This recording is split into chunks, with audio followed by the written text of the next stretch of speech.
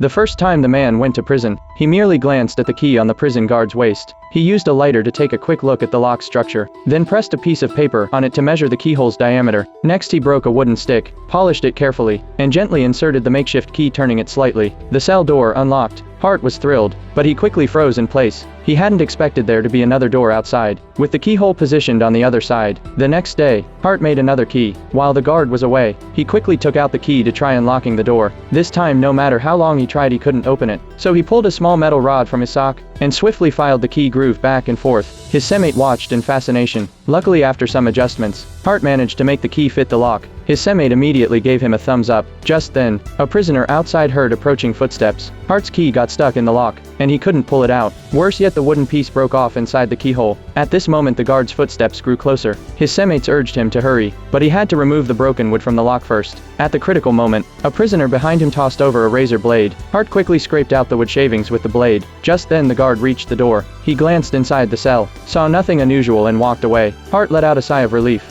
then pounded on the door in frustration. But no matter what, the key wouldn't go in. That evening, when the prison guard returned to lock the doors, he noticed the lock core had popped out. Inside the cell, Hart looked up nervously, afraid that the guard would realize what he had done. Fortunately, the guard locked the door as usual, and Hart finally breathed a sigh of relief. After overcoming 2 doors, the 3 inmates decided to create a key for the entire prison. To solve the problem of the outward opening door, Hart made a difficult sacrifice. He took out the flying broom he once cherished, and used it to measure the distance from the window to the door. Unfortunately, it was still 10 centimeters too short.